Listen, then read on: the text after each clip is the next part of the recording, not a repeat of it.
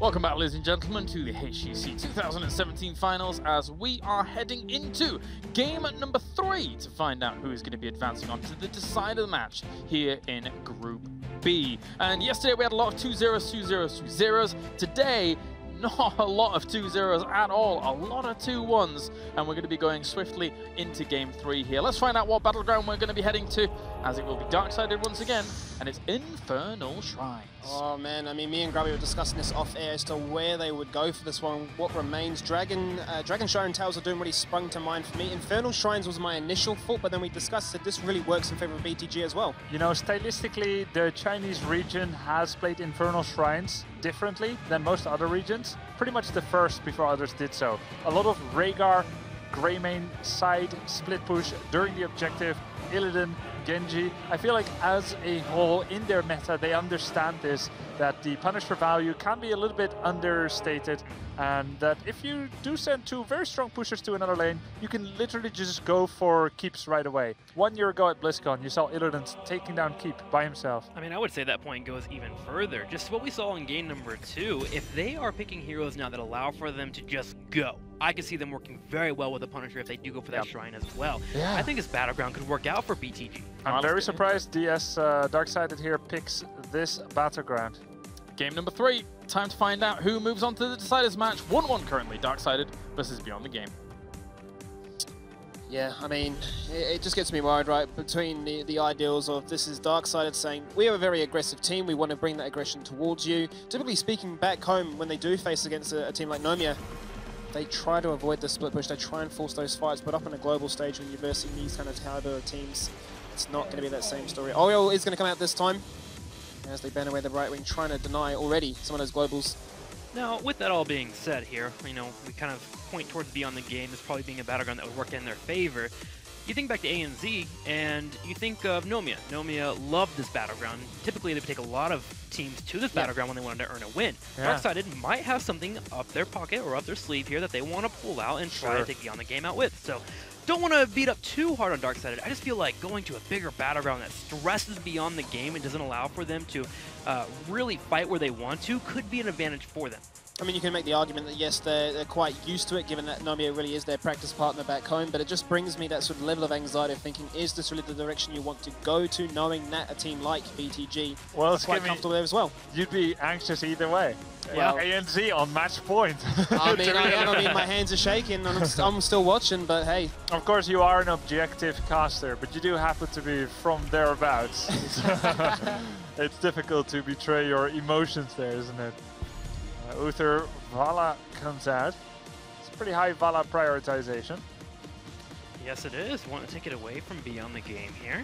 So we have the Vala and Uther set up for Darksided, kind of alluding to a second support later on, actually, which is something that we were not expecting from Darksided as much with their interview, but they have already proven us that they are willing to do so when they did it earlier. I mean, there's potential down the line if they still want shields, and Tassadar isn't a potential option. They could go for something like a Zarya, which they did have some success with in the previous game. That they did. Sonya Rhaegar being picked up. Sonya wonderful in this battleground, but wonderful in this tournament. Seeing her a lot. The 4 support dream is still alive for Beyond the Game. Sonya hyper carry. Bloodlust, Lucio. let's take a moment. If you were to go for supports, what would you choose, Grubby? Probably Karazin, Lucio, something like that. No. I have to say, the Lunara ban coming in, that kind of says maybe we're not going to support if we just have you Uther. From Darksided's point of view, Skimmy, what do you think? Yeah, my thoughts exactly. It was either that or the fact that, hey, we want to run a very all-in composition that will be severely punished by any movement speed slow. So there were 2 coins to flip in that case. Lunara, of course, pairs up extremely well with Ariel, but if anything, it does allow Darksided to potentially go for a single support. That part is pretty telling. Uther, of course, cannot deal with spread poison damage all too well. You need to have the fight happen under 10 seconds in order to be able to deal with that, so that makes it pretty hard to contest Shrine for that long. Ragnaros finally coming out. They kind of alluded to this in the pre-game interview as well, that it's a popular pick for them. Varian, maybe? Are they going full lockdown here into a Varian, into an Uther Stun, Divine Storm, Ragnaros, a Force Smash? No, Muradin, but still, that helps out with that idea of jumping onto a target and just locking them down and killing them instantly. Now, of course, Ariel has the reset button, Yep. Crystal Aegis, we've got Cleanse available, so Darksided cannot be one-dimensional. They need to be two-dimensional at the very least. An initial engage and a secondary one after Aegis is removed. So that final pick will be very essential to see what their plan is. I'm just wondering right now what their 5th final pick would be on the side of Darkseid as to how they fully round things out here. They baited me with the Ragnaros on Brax's Hold Up. This time they do decide to commit to it. And they'll need to, given the concerns we had before about the macro style that BTG could specifically bring to this map with that Rhaegar. I feel like Arthas would work well. You're against 3 melee already. Also 1 melee assassin, Ragnaros. Arthas can withstand all those things pretty well, and he can slow their attack speed, so he will be strong. But then you don't have initiation yet with just Arthas Sonya, so I'm not sure it will be sufficient.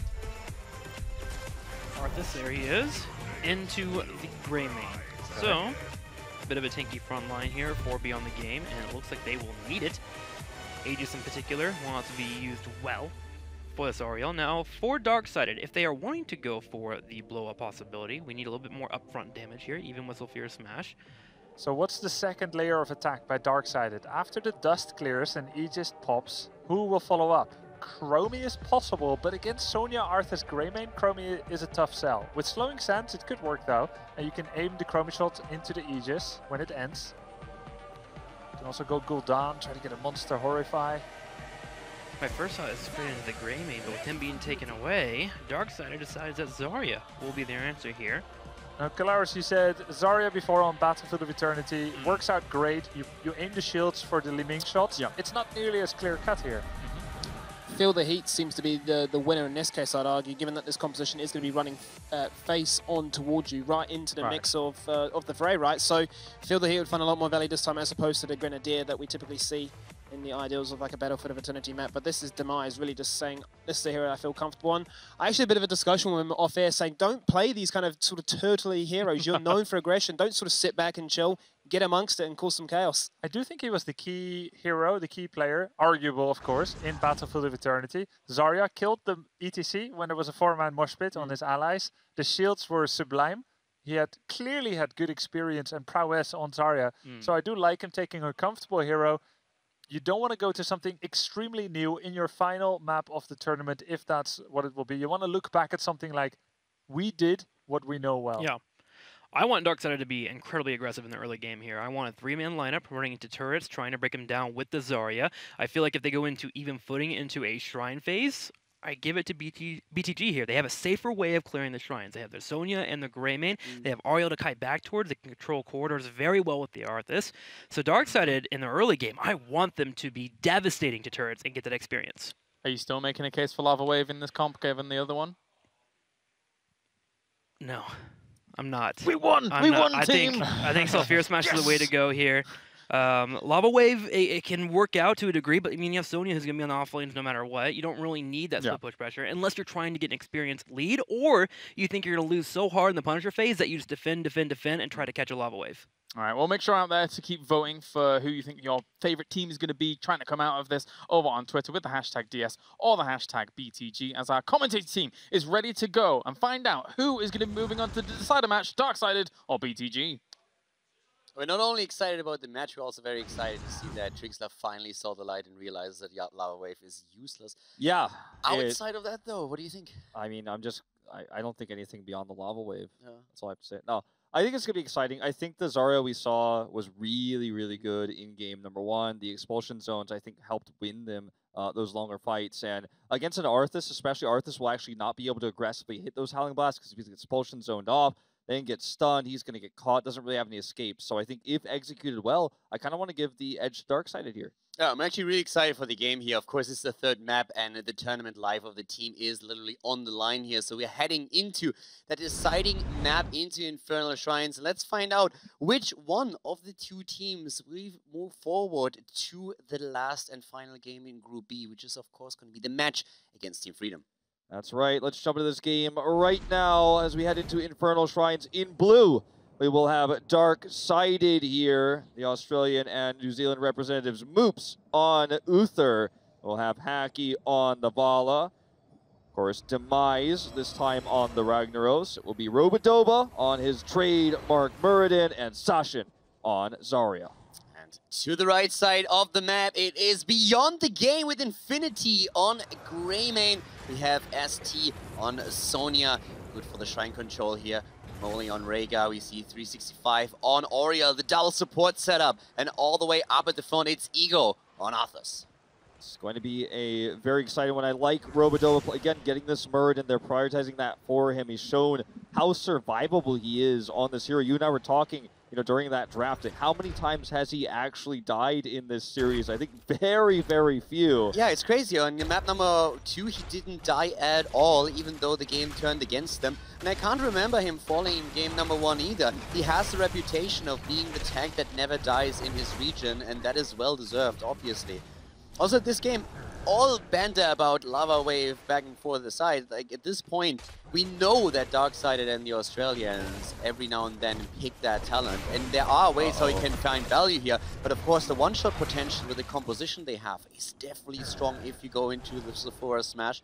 Yeah. But at this point, they don't even need it for kills. Yeah, is it worth it, though, is the question. They are going to get this experience. They do send Robodoba mid. They lost a lot of structural damage in the top lane, though, in the 2v1 there, as it's just bullying that we are seeing against that Ragnaros up there in top. But now you can see the power of Zarya. She just eats these turret shots, charges up her energy, and you can see how quick it falls. No matter what you do, it's not going to be able to deal with this as an Ariel. You see how it just melts away like butter in a matter of seconds. So going back to that expulsion zone, I think post 10, it's another argument why we see Sulfuras Smash. You have this expulsion zone into the Smash, the Robodoba Storm Bolts. It could be a bad time for BDG. Yeah, the stun chains alone are already strong enough. At this point, Molly barely getting out of here. But you've been talking about expulsion zone. Just the stun on Muradin alone, plus his level 7 stun with a heavy impact, and a follow-up from Uther being possible allows you get so much value out of Ragnaros for a Smash if you try to go for these insta-kills. Besides that, we have on level 1, again, Demolitions Expert taken for Zarya, and you pointed out the pressure against structures, as did our panel, and they're really trying to use it already to get themselves a tiny lead in experience, which translates into the earlier level 4 talent. It's also very good if Beyond the Game with their Sonya Arthas comp controls the Shrine. You can poke, steal some of those defenders away as you head through. Great Howling Blast here to zone everybody out, but notice the positioning here of Demise, just very aggressively poking his way forward here. Now going to try to burn through Ego. So doesn't actually get very many energy with that bubble, or very much energy I should say with that bubble, unfortunately, but you can see they have the lead currently in defenders. Yeah, at the same time, Robodoba now back in the good HP range.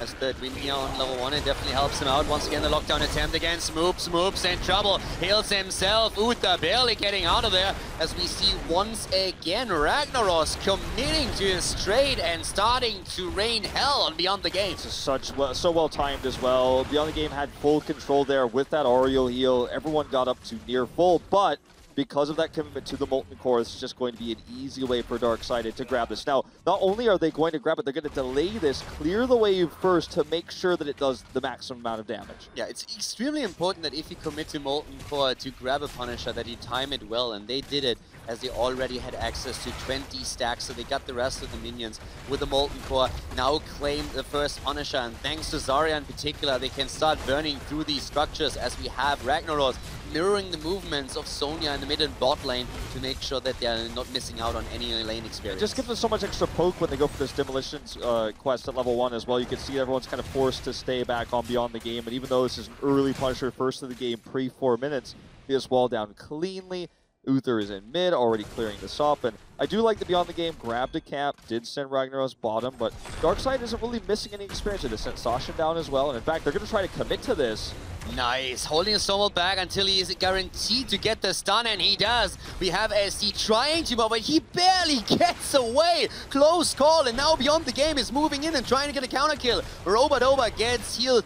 Thunderclaps his way back into safety, and at this point, missing out on the kill. Definitely hurting Darksided, but at least they don't lose any of their own members. And notice, though, they get behind an experience despite this aggressive move, because Rhaegar the whole time is in the top lane. Sashin came all the way down, had to go Hearth home. He's just now there, but they lost about him anyway in the half, so they're going to be about 25% behind in experience. They're on even talent tiers, and they likely will be going into this next phase. But again, these are the kind of trade-offs when you commit that heavily to a rotation like that, you do lose that experience. Moops being attacked here once again. At the same time, talking about Ragnaros, he committed on level 1 to the shifting Meteor. And now a lot of safety here with the catching fire on level 4, trying to get those talents through gathering the regeneration globes. The Hand of Ragnaros now, so a little bit of a hybrid build that we're currently seeing for him here with the level 7 talent now coming into play. And in the meantime, we have both teams on level 7, meaning of course that next shrine is also going to be activated soon from a time frame perspective here. And this is going to be an interesting one, especially since at this point, of course, Meridian's power spike on 7 kicks in. Yeah. And this is really when you can attempt to lock a target down heavily and commit with damage on Vala and Zarya to the kill. Especially because his comp is so focused on the front line, the Arthas, the Sonya. That's going to be easy to hit with a Dwarf Toss. You have Zarya to actually give these bubbles. They bubble him first here, actually. Unfortunately, doesn't really get much done. That's on a pretty long cooldown, so that's unfortunate. It does limit the power of Robodoba here.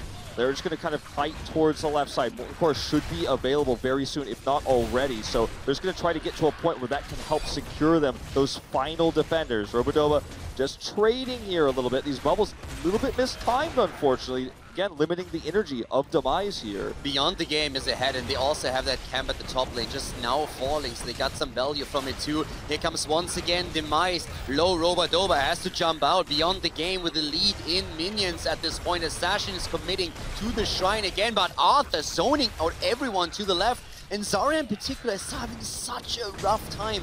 They give up the shrine, and Beyond the Game will grab their first Punisher in this game. They don't have, you know, the extra damage and auto attacks for Zarya with this build. They do a lot of poke damage, but I think that Beyond the Game is okay with that. They have a tanky, very sustainable composition. They need picks. They need Robodoba to be in position. They need to have good bubbles with the Zarya. And so far, that just has not been the case. Bubbles have been a little bit too early, so Robodoba is just not empowered here. And big problem here. Sashin actually trying to go for the trade, but he gets interrupted as he's channeling the Molten Core. So now there's no defense for the fort itself, and that nets Beyond the Game. A level lead, the early level 10 too. Great interrupt against Sashin. And again, we're seeing Rhaegar up in the top lane. They keep sending away. Molly, every time he has a chance to, is putting extra damage on. That's part of the reason why they get 10.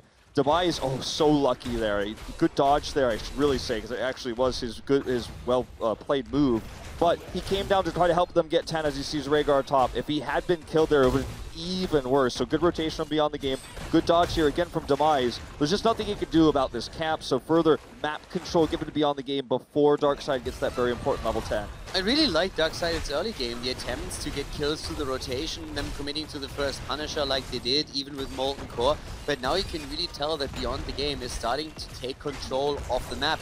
The level 10 ability that now hits for Darkseid, and having access to their heroic brings them back into it. Lava Wave too. Gonna be a little bit rough to see how what they're going to do with this. And yes, as you said, it's Lava Wave. And this is the third time that we had Lava Wave so far in the tournament. It was played twice in yesterday's Group A, but very heavily misused. So there's two ways how you can really get value with Lava Wave. First of all, the first one that you can use is you use it on the off lane. You have a shrine spawning at the bot lane, for example. You use it at the lane the farthest away from the objective to get some pressure going on the lane. This is one way. But if you, for example, push with an objective, you can also use Lava Wave on the same lane to force your opponent away from structures so that you get easy structure kills. Not to mention that, not only that, but obviously to prep the wave that follows with that objective. Okay, huge 4-man stun coming through here. Explosion Zone and a Lava Wave. The synergy there, very good, but the Aegis does take that damage away from Ego. I think Beyond the Game can't turn on this. Big stun coming through from Sasha, but he's about to expire on that Molten Core, Kaldor. And they're going in, of course, already. Robodoba is in a bit of trouble and is moving away as the Ancestral is already hitting the front line. The Divine Shield on the side of Ragnaros keeps him alive for a little bit longer, but he dies in the end.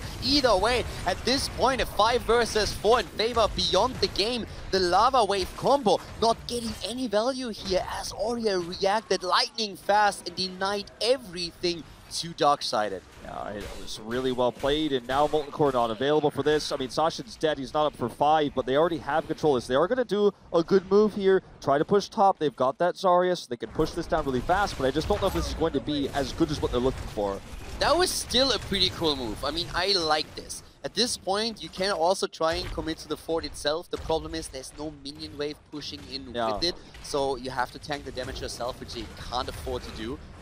What worried me a little bit in the last fight was really the usage of Molten Core and Lava Wave. I like the thought process. The idea was definitely there. You go for the Molten Core, you stun the target so he can't move out of the Lava Wave. The problem is, it's too easy for Beyond the Game to deny it. Yeah, and it was only one target that was really in range for this kind of sort of combo attempt, and it was just completely denied by the Aegis that was well placed. That's already back off cooldown. Lava Wave's not going to be 430, so just going to hide behind this wall. Molten Core definitely still on cooldown. Expulsion Zone is an opportunity to get picks, so just using that siege power from Grenadier. Here comes the Punisher, and burst down as quickly as they can. 2-level lead here for Beyond the Game is massive, and that talent lead, of course, is the biggest argument in favor of Beyond the Game right now. The Punisher is bursted down quite quickly, especially since the early one. Expulsion! Nice Expulsion Zone, I like it. Ego in a bit of trouble, drops the ult, uses the army, and they're able to save him for now. But Darkseid, it isn't done yet. They're still looking for potential kill. But of course, they're not going to chase too hard since they're still missing out on level 30. It feels like the Expulsion Zones, too, they're so well placed, but there just simply isn't enough follow-up damage because they took Lava Wave instead of Sulfuras. That's something that's missing. They didn't also take the auto-attack build for Zarya, so that's missing damage. And even though Arthas was caught there, the healing is just too much. They didn't even have to use Ancestral to keep him alive. Now, one of the arguments that you can really make in favor of moving away from Sulfura Smash is that with Oriel going into Aegis, it's of course always a bit of a risky move. You need to make sure that it's used before you go for any kind of one-shot attempt. So they are confident in the Lava Wave abilities. We've known that from their region before, but so far they haven't gotten the value that they're hoping for. And I'm actually curious to see if they're just trying to use it on lane with the same combo that we've seen before, since that's something that's a bit of a trademark for them. Or maybe if we are going to see that macro use, especially as the bot lane is getting pressured right now. Exactly. I think that's what they're going to try to use it for. That's why they're staying all 5 top right now. Holding it for now, waiting for the opportunity to potentially get that combo if Beyond the Game goes too deep. Robodoba is healing up right now. Beyond the Game, even though they're 2 levels up, they're not a talent tier up, and they're just not willing to take the risk. Knowing they have that macro advantage in the bottom lane, they're going to back off and get this Shaman cap. As this push with the Impalers continues, that means they kind of get this cap for free. And Darkseid is so far away from 16 that basically there's no reason to commit to this top court right now. There's way more things that could go wrong while doing so. They know Molten Core is up, they know Lava Wave is up. It's just too much of a risk. They take the safer play. At this point, they haven't committed to Lava, the bot lane. They don't use it for macro purposes. It's quite clear that they are going to still try and attempt to use it to get value out of the team fight or a one objective. We have now a Shrine activating, but Beyond the Game is heavily committed to the top lane. I love this. They want 16? Exactly. They're committing heavily to the structures. They got vision already at the bot. They're saying, if we drop this, we will hit 16 for the Shrine fight. And now Darkseid is all of a sudden in that awkward spot where you want to fight the objective, but you really can't. And they push this top Shaman camp, which is going to start putting pressure on the keep, which means it may force the Lava Wave to be used away there. And Darkseid doesn't get anything from their push. They aren't anywhere closer to 16 than I've been threatening a fort. The problem is, I don't really think they would use the Lava Wave for the top lane, because at this point, I think you realize we are going to lose the Punisher. And then, if you have Lava Wave, it allows you to clear the Punisher so much faster. You wait until it moves in, you bait it over the structure, and at the same time as you bait it over the gate, you use Lava Wave. Everyone on the side of Beyond the Game has to move away, and that gives you some extra seconds that you can use to clear the Punisher. So even though Beyond the Game gets the objective, this should not result in them getting the keep. No, and this is not going to be keep, this is not going to be game, and I thought they might contest it, but as you say, not having 16, they just decided this is not going to be our Punisher. It's too difficult to take, especially to attack into this composition from Beyond the Game. Darkseid's comp is defensive, not to IB. Here comes the Molten Core, this time not interrupted. Great cleanse onto Ego, that was perfect. And now they're in trouble here as the Lava Wave goes through, gets value, and down goes Arthas. Well done. At this point, Beyond the Game not reacting fast enough. Arthas falls. And with that combo, we have Darkseid getting an important kill for them that closes the experience gap a little bit further, and they also make sure that their own keep does not fall. They defend against the onslaught of Beyond the Game and live to fight another day on even talents. Certainly they do, and that was probably the most valuable upper wave of the tournament so far. It was really well placed, dealt with the Punisher, zoned everybody out, got a kill. Now they can double cap here, obviously a little bit of a trade since Beyond the Game got their own, but they're already dealing with it mid. They have this small window of time, and now it feels like the game is completely reset. Had they lost that keep and been on even talent tiers, we'd be in a different place, but they save it, and so now going towards level 20, this is still anyone's game to take. In fact, if Darksided wins the next fight and starts getting that extra experience from these forts that are still up, they could in fact get 21st. So this is now what was a scary situation, a desperate gamble to just let the Punisher go, but they handled it so well. They're absolutely still in this. It's actually something where Ragnaros can really excel. Thanks to the trade, thanks to Lava Wave. He's in a position that he buys time for the team. Now, once again, Igor, quite deep, is being attacked immediately. Robodova also in a little bit of trouble. Forcing to use the Avatar Shield, attempting to move out here. Clapping away. Arthas goes down. Robodova, he again lives. It's insane. This guy just doesn't die. He certainly does not. They've got the pick, and he's just going to heal up using his trait. His third win, his trademark build. Huge damage coming out from Sashin as well. That's a second. Robodova once more. He's diving in past the fort. They're not going to get another kill here. This is easily going to be the fort's demise. Just chunks this down from the back as well. Half energy here. His quest completed long ago, and this is the opportunities we were talking about for them to get back into this game and potentially get 21st. And we talk about them being behind, but in kills they are far ahead, and they're going for another one. A great expulsion zone, and that's 6 kills against 1. Beyond the game have controlled the map, they've controlled the objective, but when it comes to the aggressive kills and the good isolation, that's where Darksided currently excels. 6 kills against 1, they are back to business. Yes, they have lost all of their force. Yes, they were 2 levels behind, but now they're back. They're on even experience, and they have a control of the map. That's right. For the first time in a long time, they will be the first team to set foot on that active shrine. Heading over here, Molten Core not very long in terms of cooldown left here. This should almost certainly 100% be this shrine going over. Now, Beyond the Game is trying to sneak this push. Look at this, coming down, but where there's no vision. 3 of them are coming down. We're going to have to see some hearts here, or they're going to lose this keep. Very good sneak play, very Chinese, in fact, from Beyond the Game. Going for this. Lava Wave is going to slow this down, but it's certainly not going to save this. Some people need to start Hearth and Home, or this is going to be a big problem. That keep is certainly going down. The keep is definitely falling. The question is, will Beyond the Game immediately back off? And indeed they do. So the B-backs can now be cancelled, but 3 heroes committed already with 20 stacks taken up at the top. That should be an issue. But it's a blow. Yeah, it's it is definitely a huge blow blow to them.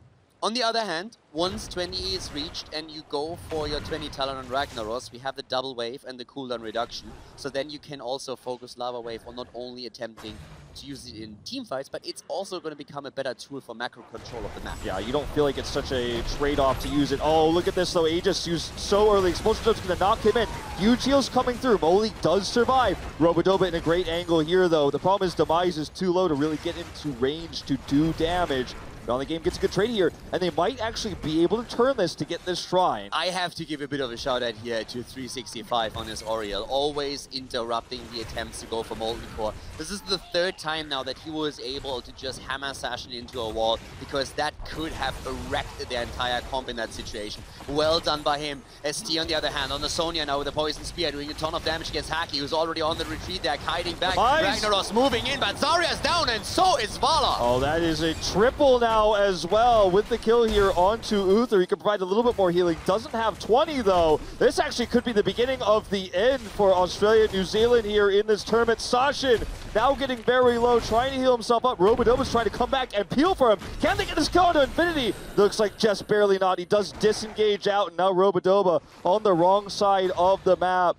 4 dead for Darksided. It's a free shrine. Robodova's just trying to do what he can to slow down the advance. The lane is already pushed, and with Ragnaros dead, he can't use that lava wave that's up in 3 seconds now. They're going to have one last chance to defend this. I don't think they'll have 20, but all the cards are in the hand of Beyond the Game now. Robodova just trying to slow it down as Beyond the Game wants to eliminate the wall before the objective even moves in. Muradin dies for the first time in this game. Robodova dies for the first time in this series, but Beyond the Game is walking towards the keep. They want more than the keep here. They want the keep. They want the game. They want the game. No 20 here means no double lava wave. 1 is all they're going to have, and with the detainment strikes we've seen, it's going to be tough to even Molten Core. Will Beyond the Game go for the end, go for the throw here, go for the end to try to advance to that decider match? They're just going to wait, not going to push for kills now. Even though respawns will come in, they're going to have the power of this 19-minute Punisher, and still no 20. You see Vala desperately trying to clear that bot wave, desperately trying to get them up to that 20. This is going to be the fight that decides the game counter, and ST is going in onto the core. They don't have Muradin. Here comes the wave, and again the interrupt against Sashin. Way too obvious. Capnopius wants his Molten Core back as we This see is Beyond game the Game over. going for it. And this is over. Darksided losing the core, losing game 3, and it's Beyond the Game moving forward to face Team Freedom in the final match of the group. What a great series, though, on both sides. And, you know, you've got to feel for BTG coming here with the visa problems they had. 3/5 of this team were members that couldn't make it to BlizzCon. They had a second chance, despite the fact that it's sad this team doesn't have its full 5 roster. 3 of these members got their second chance, and now they're going to have their last opportunity, one more best of 3, to go to BlizzCon. What a back and forth game here, and I'm pretty sure that our panel has to say a lot more about this series. So back to Kalaris and the boys. Great game here, and congratulations, of course, to BDG. That's right, a crazy back and forth series here as we have 2-1 to BTG. Congratulations to them, very, very impressive stuff. Being able to kind of recover throughout this entire series and being able to advance on Skinny. Yeah, I mean, congratulations absolutely to BDG. A lot of people had written them off as that last place position as a result of all the visa issues that they've had. But, you know, they put up a fantastic performance. Darksided also as well. You know, first land for a lot of these players. So the fact that they get to have that international experience, you can't go wrong with that. And, you know, it proved to be that Group B wasn't the most boring group out of all 4 that we have. Yeah, Group B was very exciting. I mean, BTG, congratulations on their win, but Darksided have to be a little bit critical there towards the end, man. I mean, being cute does not pay, unless you're Kalaris over there. Towards the end there, they were trying to set up a flank. They actually had a nice lead going into the Punisher phase. Had, I believe, 28 minions set up on the top side. 28 versus 0, level 18.8 Sasha versus... got separated, which I think they were trying to, like, bait a fight into and then have the Molten Core come in from behind and then try to knock down the entire opposing team, but there was just not the synergy there. It was a little bit too hard to pull off, and they were in a lead. They didn't have to make that desperate play, and it really hurt them, and it's just a little disappointing to see that. I mean, they were down a keep, they were down half a level, but they had time. And I almost wonder, was Ragnaros flanking, or was he actually trying to do a bit of mid-value, getting some XP from the middle lane? I'm not sure. Yeah, difficult situation there, unfortunately, for Darksided. Commiserations to them. They'll have to live and fight another day here as they are out of the HGC 2017 finals. For now, let's head over to the stage as Kevin's awaiting us with BTG. Thanks so much, James. That's right. I'm here with ST, Assassin player from BTG. I don't want to take up too much time because I know you have a big match ahead of you right now, but let's talk a little bit about those roster issues. I know that you and Ego are the only 2 original players on this team. How is it going? How are you adjusting to the changes in your roster? And how is it feeling right now? 首先问题就是我们因为阵容问题上，只有你和Ego 2个人是原来是 BTG 队员嘛，然后就是在这样一个可以说是临时就是凑成的这么一个队伍来说，对你们队伍的发挥是有些哪些影响呢？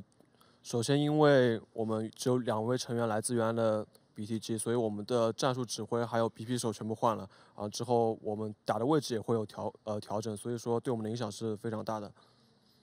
Since we only have 2 original players from BTG, so our signal caller and our drag caller are also changed, so it definitely has a lot of impact on our strategies. Well, you seem to be adjusting quite nicely. Now, I know in the Media Day interviews, you mentioned how much you love this game. Your team loves Heroes of the Storm. You're so excited to be here. Talk to me about what a victory in this next match would mean to you and your team to play live on the stage at BlizzCon. What would that be like for you guys? 在媒体的时候，你也提到，不光是你本人，还有包括你整个团队对这个风暴英雄这个游戏，包括这个电竞赛事也是非常有很大的热情嘛。所以说，如果这次如果能打下面一场对手的话，进到嘉年华的8强，对你来说会有什么样的意义呢？我首先认为这是至高无上的荣耀，其次，我会觉得非常开心，因为虽然我们调整了许多的队员，但是我们依然能取得好成绩的话，我会感到非常高兴。 I think it's a tremendous honor for us if we are able to make the BlizzCon. I think